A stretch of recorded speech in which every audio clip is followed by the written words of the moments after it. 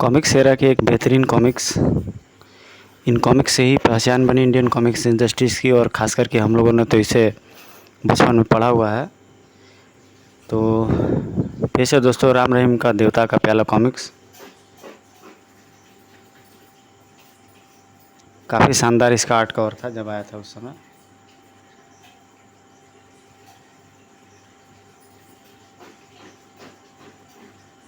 हमेशा ये ऐड देखना बड़ा अच्छा लगता था, इस कॉमिक्स के साथ एक मैग्नेट स्टिकर मुफ्त।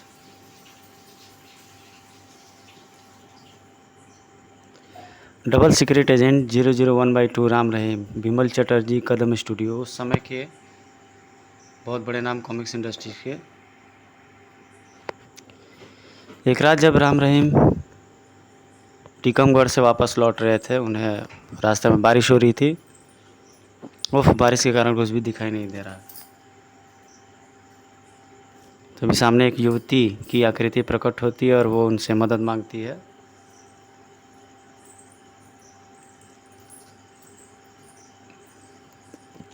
राम ने तेज़ी से ब्रेक लगाए। न जाने आकृति कहाँ गायब हो गई कुछ पल बाद। यहाँ तो आसपास कोई भी नहीं है। तभी आई कुछ दूर जाने पर वो क्या है, बचाओ बचाओ। कोई फ्लैशबैक मूवी की तरह दिखाई देता है उन्हें। परंतु जैसे ही राम रहीम नज़दीक पहुँचते सभी आकृतियाँ गायब हो जाती। उफ, राम कहीं ये कोई भूत प्रेतों का तो चक्कर नहीं। इस घटना की तीसरी रात, मदद मदद।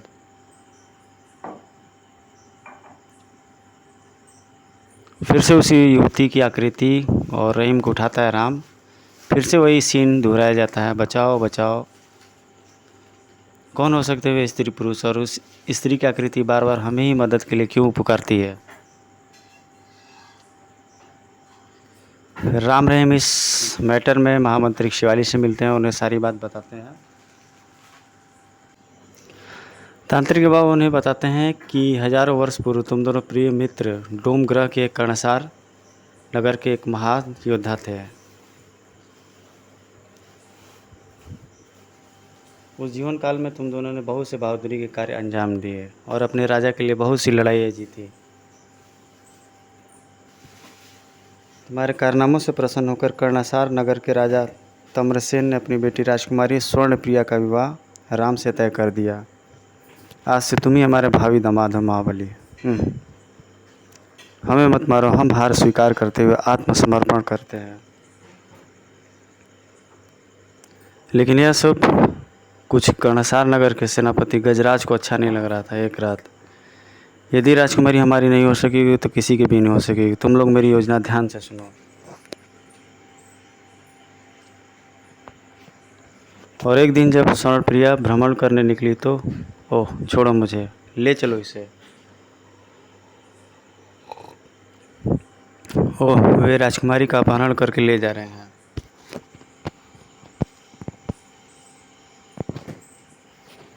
रहीम ने उनका पीछा किया और तो यह है इनका गढ़। थोड़ी देर बाद तुम दोनों उस किले की ओर बढ़ रहे थे। यह करतूत सेनापति गजराज की है, क्योंकि उसमें से एक व्यक्ति को मैंने एक दिन गजराज से मिलते देखा था। जल्दी ही तुम किले के रक्षकों पर मौत बनकर टूट पड़े। जब तक तुम दोनों द्वार रक्षकों व रास्ते में मिलने वाले अन्य सैनिकों को मौत की घाट उतार कर किले के प्रविष्ट हो एक तहखाने में पहुँचे। नहीं, उफ।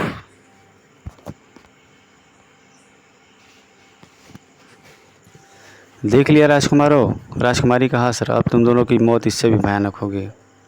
राम चीखता हुआ उनकी तरफ लपटा। परिंदो,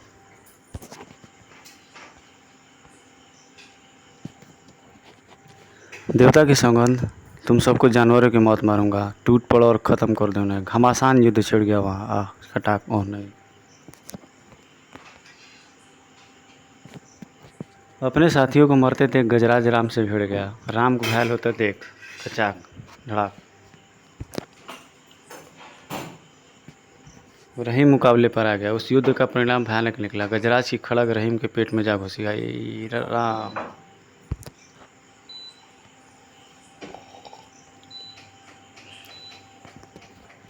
इधर राम घायल होने के बावजूद बहादुरी से लड़ रहा था। खच खुप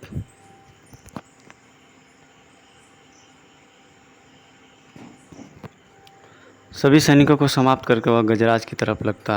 ले संभाल मेरे वार को, ही खन, दरिंदे अब तेरी बारी है।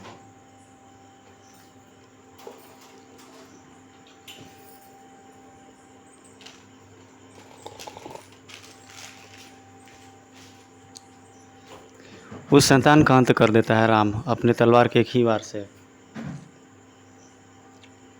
लेकिन तब तक रहीम की मृत्यु हो जाती है।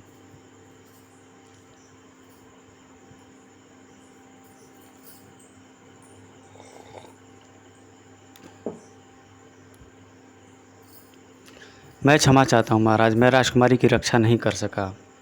लेकिन राजकुमारी की लाश है कहाँ?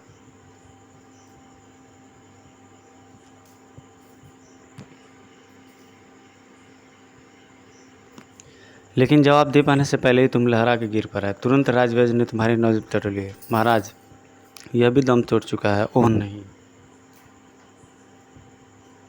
इस तरह तुम्हारी मौत के साथ ही यह रहस्य ही रह गया कि बेटे की राजकुमारी की लाश कहाँ है। तब राजा ने तुम दोनों का दाह संस्कार विधिवत रूप से कर दिया। अतः तुम दोनों तो बार बार जन्म लेते रहे, परंतु राजकुमारी और उन दुष्टों का अंतिम संस्कार न होने के कारण उनकी आत्मा को मुक्ति नहीं मिल सकी।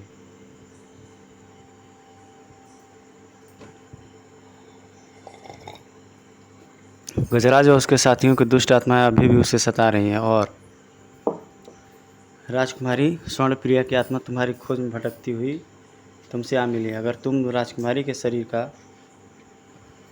विधिवत दाह संस्कार करके उसकी आत्मा को बंधन से मुक्त कराना चाहते हो तो तुम्हें वहाँ जाना पड़ेगा। ठीक है, हम तैयार हैं।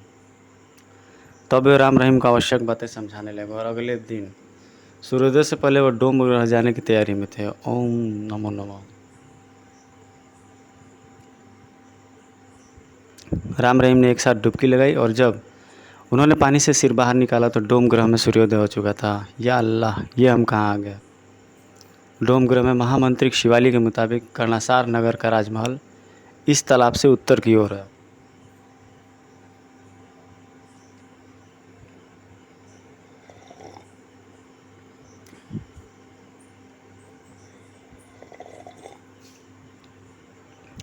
उस जगह पहुंच करके उन्हें पूर्व दृश्य याद आ जाते हैं।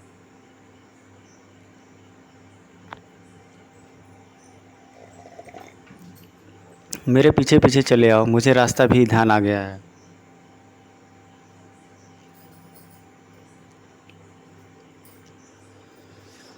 जल्दी ही वो एक विशाल किले के सामने होते हैं।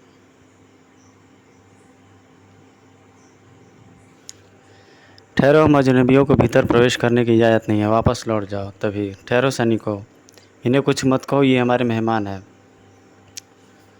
ओह, यहाँ के तो विज्ञान ने काफ़ी तरक्की कर ली है, सब कुछ बदला बदला नज़र आ रहा है।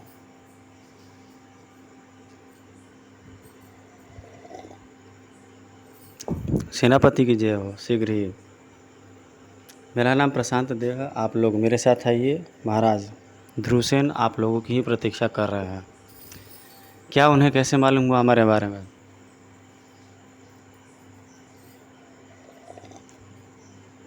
हमारे राज्य ज्योतिषी द्वारा बाकी बातें मार्ग में होगी। सेनापति उन्हें अपने विमान में बिठाकर कर्णसार नगर के राजमहल की ओर उड़ चढ़ा। इस देश में इतनी तरक्की हो जाएगी मैं सोच भी नहीं सकता था। महाराज ध्रुवसेन को राम रहीम का नमस्कार स्वीकार हो। भूलोकवासियों, आपका हमारे विशेष कक्ष में स्वागत है। आओ, यहाँ हमारे बराबर में विराजो।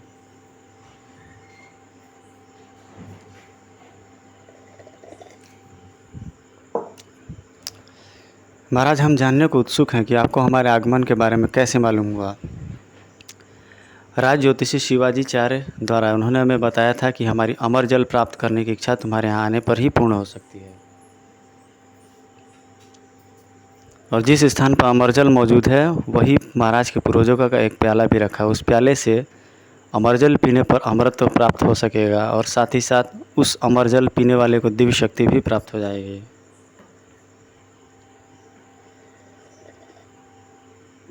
और यह है उस स्थान का नक्शा जिसे हम आज तक समझ पाने में असफल रहे हैं।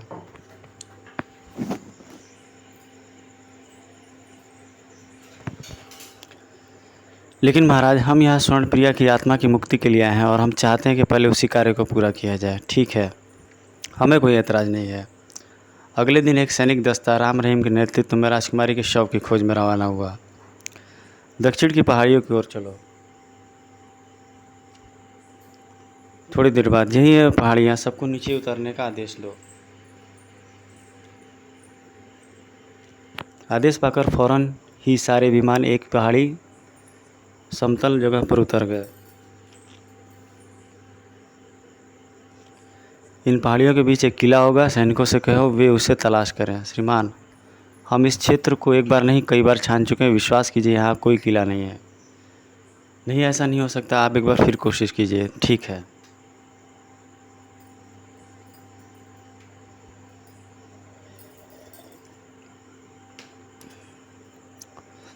चारों तरफ उस किले की खोज होने लगती है।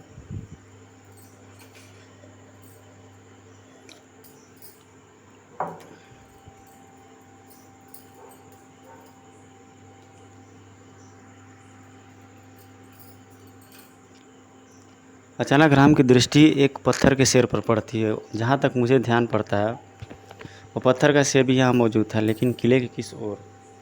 उफ, कहाँ जा सकता है वह किला? वो ध्यान आया, वह शेर उस समय किले के फाटक पर मौजूद था, लेकिन उस समय उसकी जीभ बाहर निकली हुई थी। पकड़ लो, बाहर बचकर न जाने पाया। कि सोच में डूब गया राम भैया। यह शेर इस बात का प्रमाण है कि वह किला उस समय यही विद्वान था। जरूरी शेर में ही कोई रहस्य छिपा है। तभी अचानक राम का हाथ शेर के मुख में चला गया। ओह, पत्थर के शेर के मुंह में लोहे की जीभ। और तभी, अरे यह धरती में कंपन कैसा हो रहा है? गड़ गड़ गड़ गड़। और फिर वो कंपन इतना ज़बरदस्त हो उठा कि राम रहीम स्वयं को संतुलित न कर सके। उफ, आह, गड़ा गड़ा। अगले पल धरती फटी और उसमें से निकला किला बाहर आने लगा। वह रहा किला तेज़ी से ऊपर आता चला गया। मित्रों, इसका एक ही कॉमिक्स में कई फुल वीडियो बना चुका हूँ और बनाता भी रहता हूँ। अगर आपको पूरा लाइन बाय लाइन पहले के जोनर में जिस तरह से उस तरह से इंटरेस्ट लेना है तो प्लेलिस्ट में देखिए। अगर आप कहेंगे तो मैं इसकी फुल वीडियो भी अपलोड कर दूँगा। आपके अगर कमेंट्स आए तो फुल वीडियो में अपलोड कर दूँगा, वो भी लॉन्ग मोड में।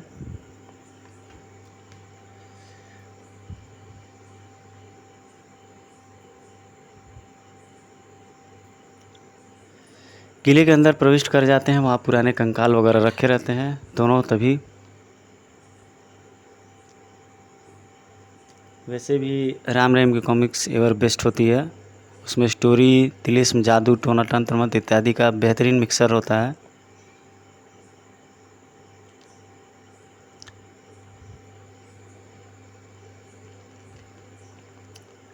वो देखो, उस पिंजरे में रखे उस पक्षी के बाईं आंख दबाने से चित्ता खाने का गुप्त मार्ग खुलता है। ओह,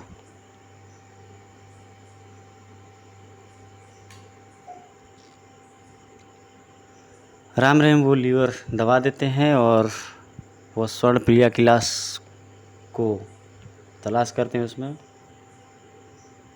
काफ़ी तेज़ दुर्गंध आता है वहाँ पे।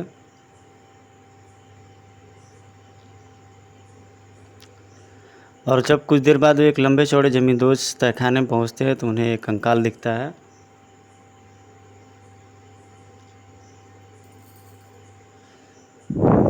और कंकाल में स्वर्ण प्रिया की रूह की आत्मा प्रविष्ट हो जाती है और प्रकट भी हो जाती है उन्हें देखकर।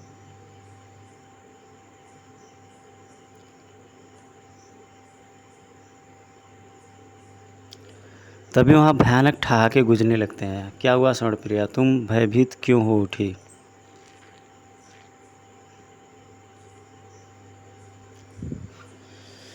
उसकी आत्मा उन्हें वार्न करती है कि वो वहाँ से फ़ौरन चले जाएं। गजराज तथा उसके साथियों की आत्माएं वहाँ पर प्रकट होने वाली थी। तभी वे वहाँ पे प्रकट हो ही जाते हैं यिन किन प्रकारण।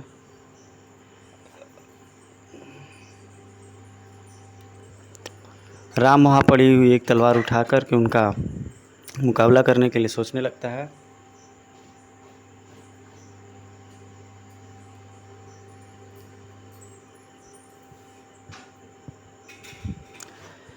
बावली, तुम्हें जानकर आश्चर्य हो गया कि तुमसे बदला लेने के लिए ही मैंने इस तिलिस्मी किले को धरती के भीतर छिपाया था। क्या?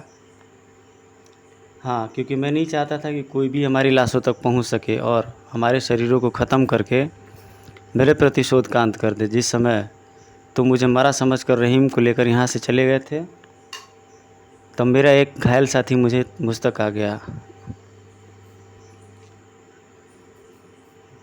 कार्डी, हाँ सेनापति, मुझे आपके आखिरी आदेश की प्रतीक्षा है।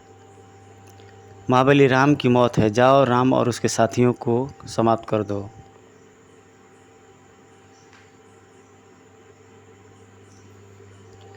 ध्यान रहे कि यदि तुम उसे मार पाने में असफल रहे तो इस किले की धरती के नीचे पहुंचा देना, ताकि कोई भी हमारे शरीरों तक न पहुंच पाए।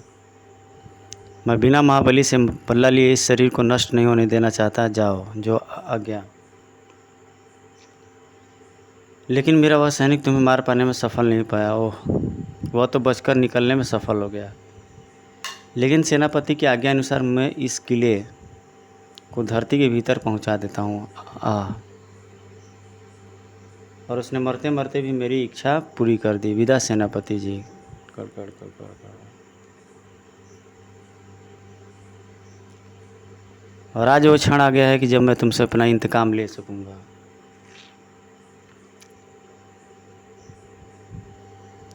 और आज मैं भी तुम्हारे प्रतिशोध की ज्वाला को हमेशा हमेशा के लिए शांत कर दूंगा। आत्मा से राम का प्रहार विफल जाता है और तलवार उसके आर पार हो जाती है और राम को एक मुक्का मार के नीचे गिरा देते हैं वो सब।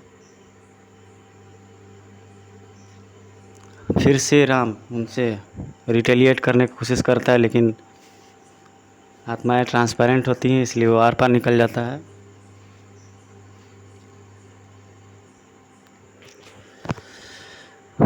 राजकुमारी की आत्मा उसे वार्न करती है कि तुम इसका मुकाबला नहीं कर सकते हो और यहाँ से निकल जाओ।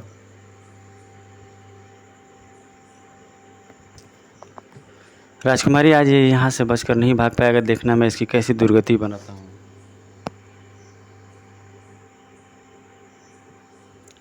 अगले पर उनकी प्रेत लीला शुरू हो जाती है और वे राम को जकड़ लेते हैं। राम को जीप से उठाने के बाद वे छत से टकरा देते हैं। तभी रहीम को होश में आता है और वो राम पर भारी पड़ता हुए देखकर आग जला करके उन्हें भगाने का प्रयास करता है।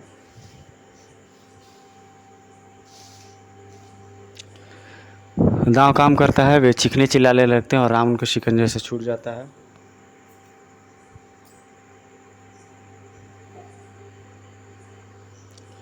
राम भैया, अब यहाँ से भाग चलो। अगले ही पल, श्रवणप्रिया घबराना नहीं, मैं फिर आऊँगा। मूर्खों, पीछा करो उनका, वे किले से बचकर नहीं भाग निकलने चाहिए। उधर जब सैनिक राम रहीम की खोज करते हुए किले के द्वार पर पहुँचे, अरे यह किला यहाँ कहाँ से आ गया। तभी श्रीमान, वह देखिए, अरे वे भीतर से कहाँ से आ रहे हैं। क्या हुआ श्रीमान, आप इतने घबराए हुए क्यों हैं? बाद में बताऊंगा, पहले इस किले से दूर हो जाओ, वरना सब मुसीबत में पड़ जाओगे। तभी सब किले से दूर हट जाओ। तभी वे मानव प्रेत जो रूहें और आत्माएं रहती हैं, वे लोग किले से बाहर प्रकट हो जाते हैं। साइंस कभी इन चीज़ों का मुकाबला नहीं कर पाता है, इसलिए वे भी असफल रहते हैं उसमें।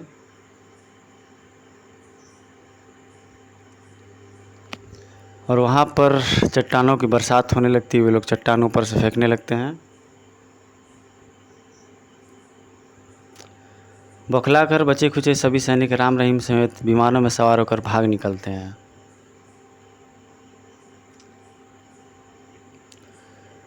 कुछ देर बाद किले के भीतर मेरा दुश्मन बचकर भले भाग निकला, लेकिन मुझे यकीन है कि वह दोबारा लौटकर जरूर आएगा, परंतु फिर भी तुम लोगों को उसकी निगरानी करनी है।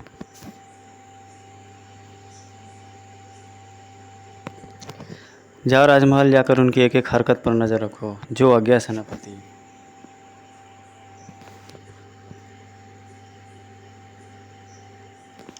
और तुम लोगों को सम्राट ध्रुवसेन की सेना में उच्च पद हासिल करने हैं। क्यों, वह भी सुन लो।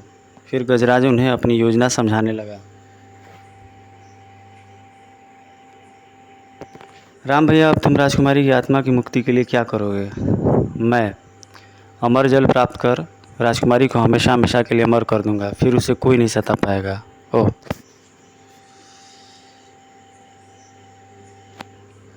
राम रहीम के मुंह से सारी दास्तान सुनकर राजा ध्रुवसेन क्रोधित हो उठा।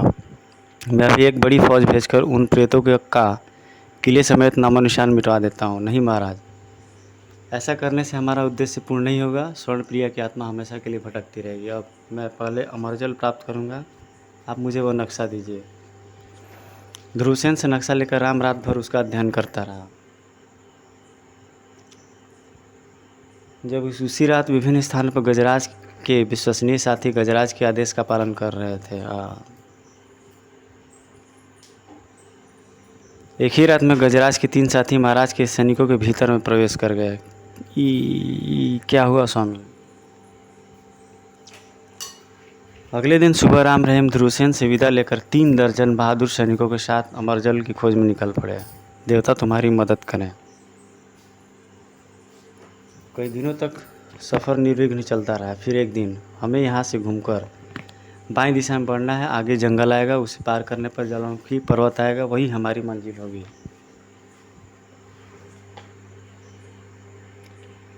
परंतु तभी महाबली वह देखिए रुद्रानगर के नरभक्षी मानव।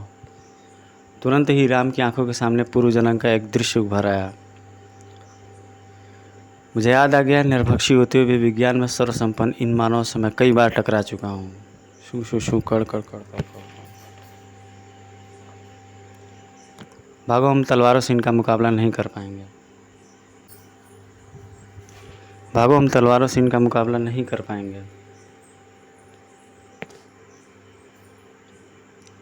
सावधान, वे आधुनिकतम हथियारों से सुसज्जित हैं, अतः सभी सुरक्षित स्थानों पर पोजीशन ले लो। तभी शू शू शू कड़ कड़ कड़ कड़ कड़ कड़ कड़ कड़। जितने हो सके ज़्यादा से ज़्यादा मानव को पकड़ कर लो, रात का जश्न शानदार होगा। और यहाँ पर उन नरभक्षी पक्षियों से उनका मुकाबला, यदि इन्हें नहीं रोका गया तो ये सारे सैनिकों को ले उड़ेंगे। फायर, शू शू शू, ट्रिट ट्रिट ट्रिट।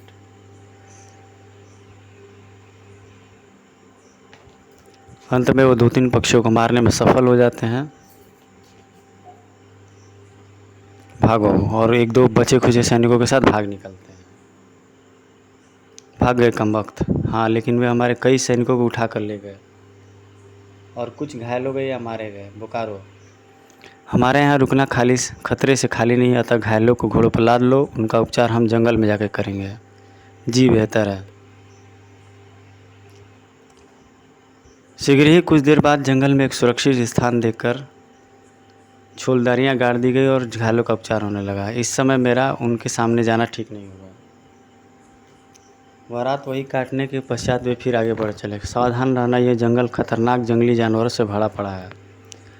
कमाल है, इस भूवासी को तो जैसे यहाँ के चप्पे चप्पे के बारे में मालूम है। दोपहर बाद जब उन्होंने जंगल को पार किया, यह हमारी आखिरी मंजिल पर्वत है। पर्वत के पेट में यह तीर का निशान यही बताता है कि वह जलाशय यही है जिससे अमर जल भरा है। लेकिन ज्वालामुखी की से तो आग की भयानक लपटें फूट रही है। फिर भला हम उसमें उतरकर उस स्थान तक कैसे पहुंचेंगे? इस नक्शे के अनुसार आग इस पर्वत के केवल दाईं ओर ही फूट रही है। बाईं ओर का हिस्सा बिल्कुल शांत और सुरक्षित है। वह जलाशय बाईं ओर ही है।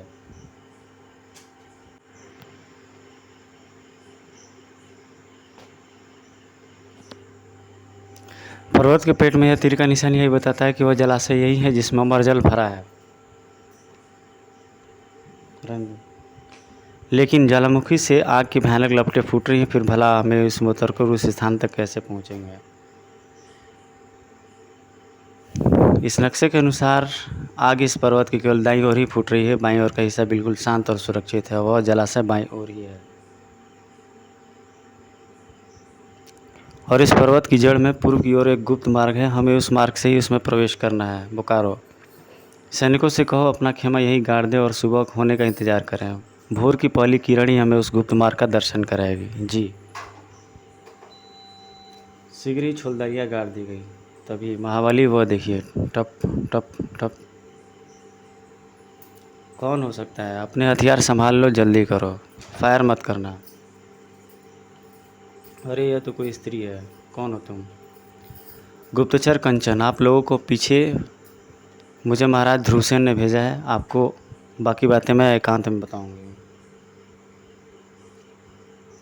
राम उसे लेकर एकांत में पहुंच गया। हाँ बताओ। महाबली, मैं स्वर्णप्रिया हूँ और गजराज की योजना से तुम्हें सतर्क करने आई हूँ। तब कंचन राम को गजराज की योजना के बारे में सब कुछ बताते हुए बोली। जब मैंने यह देखा कि गजराज और उसके साथी महाराज के सैनिकों के शरीर में प्रवेश कर चुके हैं, तो मैं भी किसी युवती की तलाश में लग गई। और उस रात जब तुम नक्शे का अध्ययन कर रहे थे तो मैं महाराज के कक्ष में ही थी। गुप्तचर कंचन, तुम्हें उन भूवासियों का पीछा करना है और देखना है कि वह मेरे साथ कोई चालाकी न करें। मैं समझ गई महाराज। उस रात जब कंचन अपने घर में जाकर सोई तो मैं उसके शरीर में प्रवेश कर गई। गजराज और उसके साथी किस रूप में हैं? बोकारो। और फिर कंचन ने गजराज और उसके अन्य साथियों के रूप भी बता दिए। राम कंचन को वापस खेमे में ले आया। यह लड़की भी हमारे साथ रहेगी, यह महाराज की आज्ञा है। और अगले दिन जब सूर्योदय होता है, गड़गड़ गड़गड़ गड़गड़ गड़गड़, ओह ये तेज आवाज़ कैसी! वो देखो गुप्त द्वार। माई गॉड! सब तैयार हो जाओ, जल्दी करो। शीघ्र ही वे गुप्त द्वार की ओर बढ़े। इन सर्पों से बचकर चलना। कुछ दूर जाने पर राम भैया, सामने मार्ग में तो सर्पों की पूरी फौज बैठी है, इन्हें तो ख़त्म करना ही पड़ेगा। शू शू शू शू शू।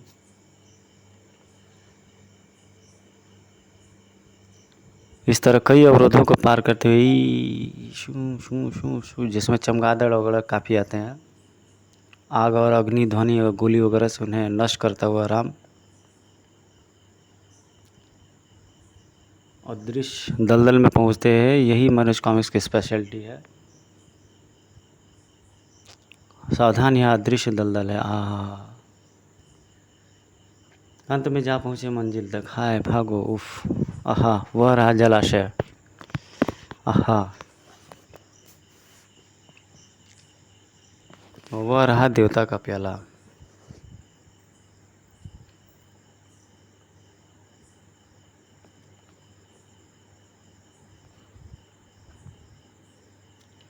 रहीम, वह प्याला अपने कब्जे में ले लो। हम सबसे पहले कंचन को अमर जल पिलाएंगे। क्या? लेकिन फिर राम का आँख का इशारा समझ जैसे रहीम उस मूर्ति की ओर बढ़ा, बोकारो हरकत में आ गया। नहीं, कोई अपनी जगह से नहीं लेगा। क्या मतलब?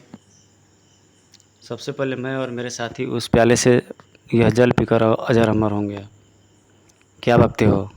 हम यह जल महाराज के लिए ले जाने के लिए यहाँ से आए हैं। फिर तुरंत ही गजराज व उसके प्रेत साथियों के चेहरे, बोकारो व अन्य 6-7 सैनिकों के चेहरे पर उभरने लगे।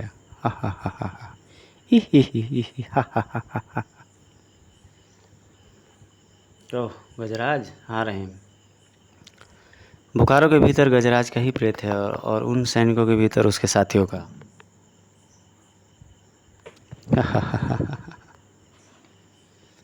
अगले पर प्रेतों के चेहरों की परछाइयाँ पुनः अदृश्य हो गई। जुम्बा, तुम बाहर जाकर प्याला ले आओ। जो आज्ञा सेनापति। जुम्बा ने फौरन देवता का प्याला उठा लिया। अब इस प्याले में जल भरकर सबसे पहले मुझे पिलाओ। जो आज्ञा। राम भैया, क्या तुम इन्हें रोकने के लिए कुछ नहीं करोगे? चुपचाप तमाशा देखते जाओ।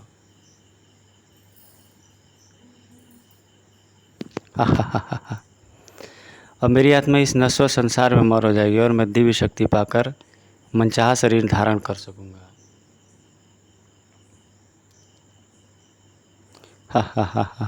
मैं अमर हो गया, अब तुम लोग भी अमर हो जाओ। पियो, खूब पियो, हुर्रे। शीघ्र ही बोकारो के साथियों ने भी जल पी लिया था। हम सब भी अमर हो गए। अब यह शरीर हमारे किसी काम का नहीं है। साथियों, पहले यह शरीर छोड़ो, फिर इन सबको नरक भेजेंगे। अगले पल गजराज बोकारो को, ओह यह मुझे क्या हुआ था, और उसके प्रिय साथी दूसरे सैनिकों का शरीर छोड़ने लगे। हा हा हा हा हा हा हा हा। प्रेतों को बाहर निकलते ही सैनिक चौंक पड़े। ओह यह हमें क्या हुआ था। आज अमृत तो प्राप्त करने के साथ ही मेरा इंतकाम भी पूरा हो जाएगा। लाओ यह गन मुझे दो, सबसे पहले तुम ही मरो। लेकिन तभी उफ, ये मुझे क्या हो रहा है। उसके साथियों की भी यही दशा थी।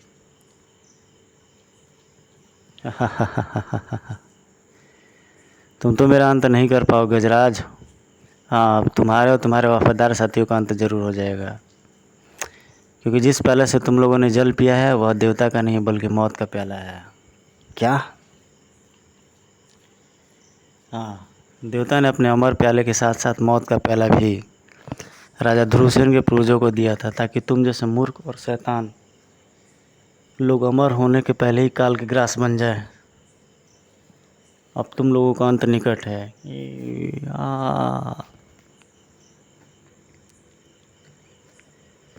तेजी से धुएं में बदल रहे थे वे सभी। आई ठीक तभी किले के तहखाने में पड़े गजराज और उसके साथियों के कंकाल जल उठे। भक भक भक। आज जैसे ही इधर कंकाल राख के ढेर में बदले, इधर गजराज और उसके साथी धुआं बनकर फिजा में गायब हो गया। आखिर शैतानों का अंत हो ही गया।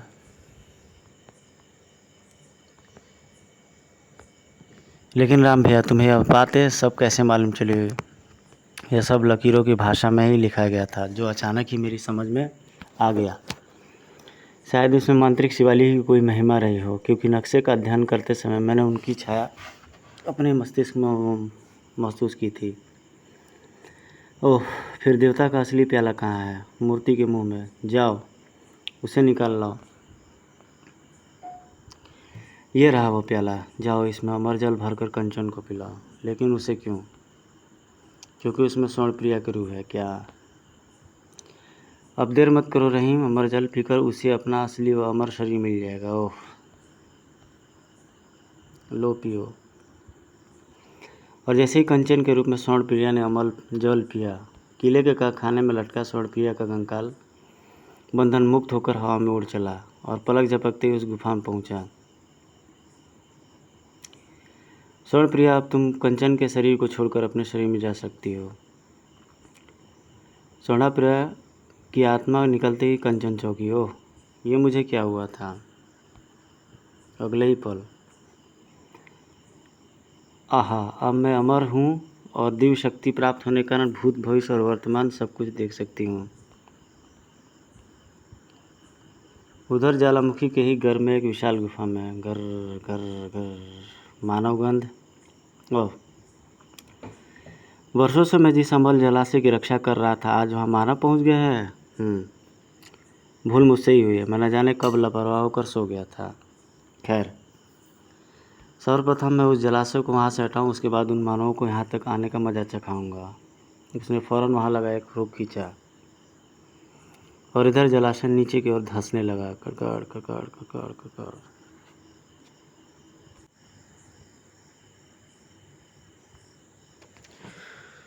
उसने एक हुक खींचा और फौरन जलाशय नीचे की ओर धंसने लगा। राम भैया देखो, तालाब नीचे की ओर धंस रहा है। स्वर्ण प्रिया, क्या तुम इसका कारण बता सकती हो? हाँ, मैं अभी इस रहस्य का पता लगाती हूँ।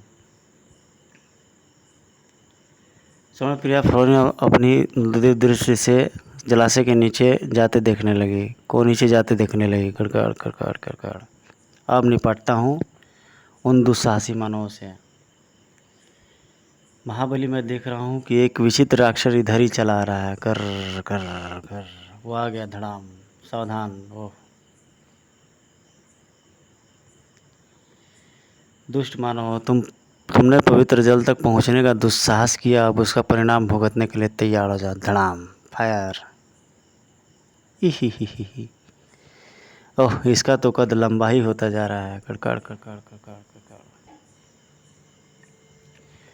श्रीमान, इस पर तो हमारी मारक किरणों का कोई प्रभाव नहीं पड़ रहा। राम भैया, मेरे विचार से तो हमें निकल भागना चाहिए। शू शू शू शू शू शू शू शू। तभी राक्षस के मुंह से आग की लपटें निकलने लगी। उफ, वाह, बचाओ। हाँ, राक्षस ने उनका बुरी तरह से विनाश करना आरंभ कर दिया। नहीं, हाँ, ही भागो। हा हा हा हा हा।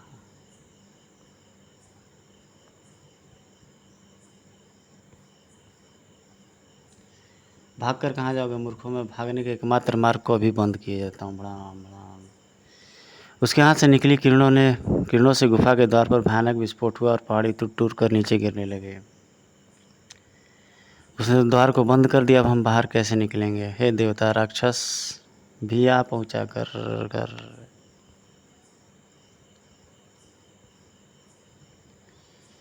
ठहरो, अभी शैतान से मैं ही मुकाबला करती हूँ। अगले पल झुम झुम। तभी राक्षस ने अपना स्वरूप बदला। ओह, वह तो जानवर बन गया।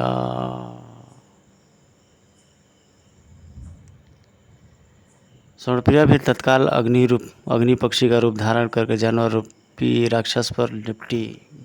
फट फट फट फट, कितना रोमांचक सब कुछ है। ची ची ची कर।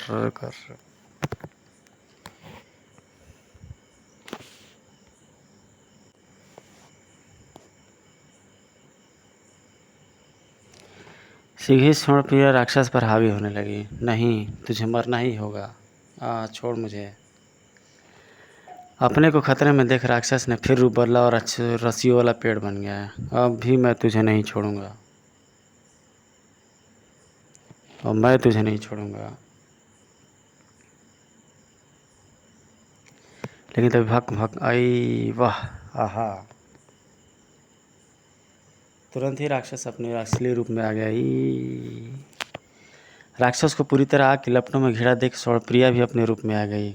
अरे दुष्टो, अगर मैं मरूंगा तुम भी जीवित नहीं बचोगी।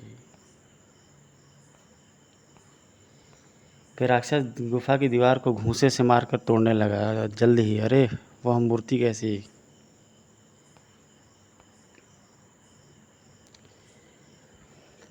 सावधान महाबली, मरने से पूर्व वह ज्वालामुखी के इस हिस्से को भी नष्ट करने जा रहा है। राक्षस तेजी से उस मूर्ति के सिर को घुमा रहा था।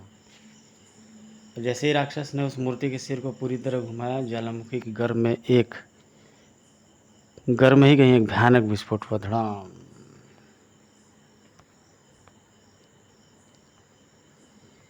महाबली, मैं देख रही हूँ ज्वालामुखी की अग्नि और लावा तेजी से इस हिस्से की ओर बढ़ा चला रहा है। ओह, आग व लावे का सैलाब सचमुच चट्टानों को तोड़ता हुआ पानी के रेले की तरह आगे बढ़ रहा था। छपाक फड़ा। अब हमें क्या करना चाहिए राजकुमारी? उस तरफ चलो, मैं कहीं बाहर निकलने का मार्ग बनाने की कोशिश करूंगी। भागो। आग व लावे का सैलाब तेजी से उनकी ओर बढ़ रहा था। भड़ाम।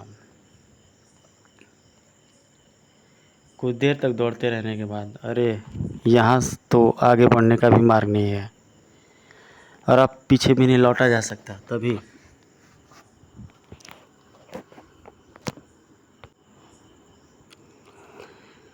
स्वर्णप्रिया के नेत्रों से बिजली सी फूटी। कड़ कड़ कड़ कड़ कड़ कड़ कड़। और उससे पहाड़ी की एक दीवार में भयंकर विस्फोट हुआ। तुरंत ही वहाँ एक आदमकद छेद बन गया। जल्दी से बाहर निकलो, कुछ ही क्षणों में यह समूचा पहाड़ फट पड़ेगा। सभी बेतहाशा बाहर की ओर दौड़ पड़े। फिर किसी तरह गिरते पड़ते जब सब पूर्वी गुफा से बाहर निकले तो वहाँ भूकंप सा आ गया। धड़ाम धड़ाम। भागो, जितनी जल्दी हो सके इस स्थान से दूर हो जाओ। शीघ्र ही वे सब अपने अपने घोड़े पर सवार हुए और कई दिनों के सफ़र के पश्चात राम रहीम आदि सकुशल कर्णासार नगर तक पहुंच गए।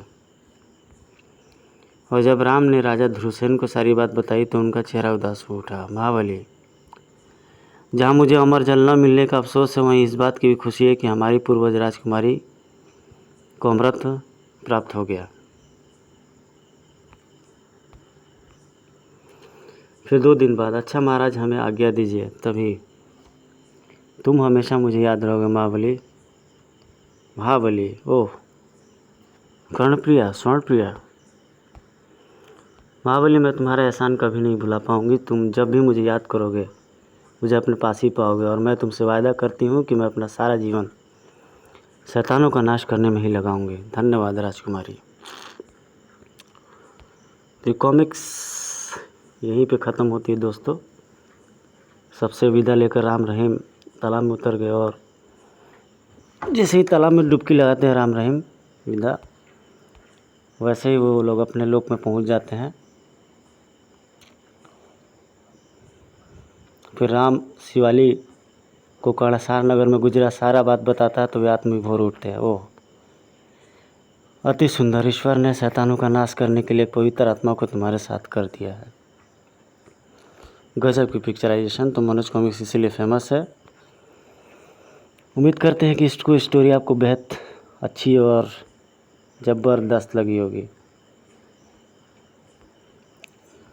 ऐसी एक और स्क्रीन टिलेटिंग स्टोरी मैं खोज रहा हूँ। जैसे मिल जाएगी, तलाश मेरी जैसे ही पूरी होगी वैसे ही मैं अपलोड कर दूँगा। तो आप लोग अपना सपोर्ट, प्यार और मोहब्बत इसी तरह देते रहिए। आप लोगों के सपोर्ट की बदौलत मैं यहाँ 5000 तक आ पाया, सब्सक्राइबर तक, और आपकी बदौलत ही मैं इससे आगे भी काम कर लूँगा। तो दोस्तों, हर गुज़रते वक्त के साथ मैं अपने चैनल को बेहतर करने की कोशिश कर रहा हूँ और मेहनत कर रहा हूँ। उसमें आपके कमेंट्स और आपके सहयोग की अपेक्षा है आपसे। बेहतर करने के लिए क्या करना चाहिए, फीडबैक ज़रूर दें आप। चलिए दोस्तों, मिलते हैं आपसे नेक्स्ट वीडियो में। सभी का दिन सुबह, शाम, रात समय शुभ और मंगलमय हो। आपका और आपके परिवार का कल्याण हो। मिलते हैं नेक्स्ट वीडियो में। Thank you guys.